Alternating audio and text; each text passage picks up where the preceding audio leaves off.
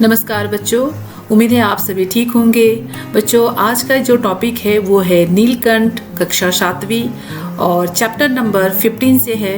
बच्चों, आज के इस वीडियो में हम लोग ये नीलकंठ का पार्ट 2 है। पहले पार्ट में हमने महादेवी वर्मा के जीवन परिचय के बारे में पढ़ा है और पेज नंबर 108 का फुल पेज और 109 का हाफ पेज का एक्सप्लेनेशन पढ़ा है। बच्चों, अगर आप पहली बार ये वीडियो देख रहे हैं तो पार्ट 1 जरूर देख लीजिए, उससे आपको अच्छे से समझ में आ जाएगा। तो चलिए बच्चों, स्टार्ट करते हैं आज का नेक्स्ट पार्ट। लेखिका ने पहले उनको अपने पढ़ने लिखने के कमरे में रखा और उनका पिंजरा खोल दिया। फिर 2 कटोरों में सत्तू की छोटी छोटी गोलियां और पानी रखा। वे दोनों चूहेदानी जैसे पिंजरे से निकलकर कमरे में मानो खो गए। कभी मेज के नीचे घुस गए, कभी अलमारी के पीछे। अंत में इस लुका छिपी से थक कर उन्होंने लेखिका के रद्दी कागजों की टोकरी को ही अपना बसेरा बना लिया। 2-4 दिन वे इसी प्रकार दिन में इधर उधर गुप्तवास करते। बच्चों, गुप्तवास का अर्थ होता है छुपना, कहीं इधर छुपना, कहीं उधर छुपना, कभी मेज के नीचे छुपना, कभी उनके कागज की टोकरियों में छुपना, और रात में रद्दी की टोकरियों में प्रकट होते रहे। फिर अस्वस्थ हो जाने पर कभी मेरी मेज पर, कभी कुर्सी पर और कभी मेरे सिर पर अचानक आविर्भूत होने लगे। बच्चों, आविर्भूत मतलब होता है कि कहीं से अचानक से उत्पन्न हो जाना। कभी मेज के पीछे, कभी रद्दी में, तो कहीं भी अचानक से लेखिका के सामने आके प्रकट हो जाते थे।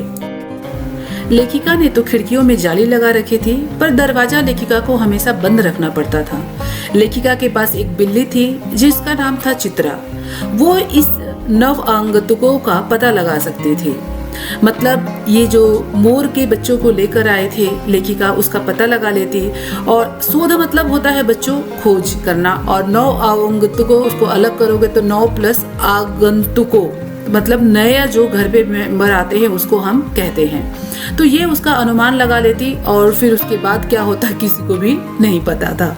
वैसे तो चित्रा चूहों पर भी आक्रमण नहीं करती थी, परंतु यहाँ 2 सर्वथा अपरिचित पक्षियों को अनाधिकार चेष्टा का प्रश्न था। बच्चों, लेखिका को डर था कि कहीं कमरे का दरवाजा अगर खुला रखेंगे तो चित्रा आकर, उन्हें डर था कि कहीं उनके पालतू बिल्ली चित्रा उन पक्षी शावकों का अपना शिकार न बना ले। अर्थात चित्रा एक अभिमानी थी और उसे ये बिल्कुल स्वीकार नहीं होता कि लेखिका के चेयर पे, कुर्सी पे आकर ये दोनों मनमानी करे और उस पर बैठे। तो यह स्थिति चित्रा के लिए बिल्कुल असहाय थी, इसलिए लेखिका को दरवाजा हमेशा बंद रखना पड़ता था। मोर के बच्चों के कारण जब लेखिका का कमरा गंदा होने लगा तो उन्होंने उन्हें उसी बड़े जाली घर में पहुंचा दिया जहां अन्य पालतू पशु रहते थे।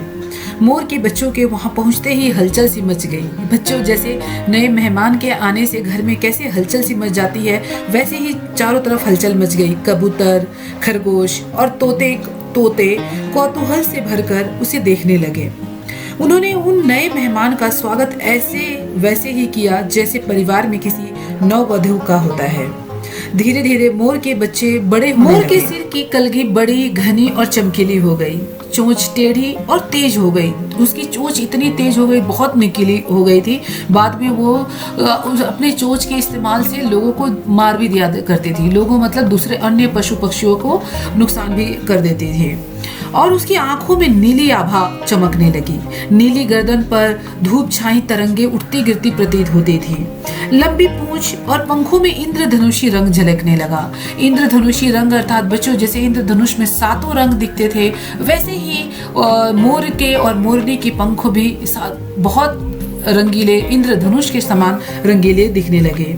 मोर के रूप के साथ साथ उसकी भाव भंगिमाएं जैसे बच्चों हम नृत्य करते हैं तो अलग अलग मुद्राएं लेते हैं, उसी प्रकार से मोर जब नृत्य करता था और मोरनी जब नृत्य करती थी तो उनकी जब भाव भंगिमाएं होती थी वो बहुत ही मनमोहक होती थी।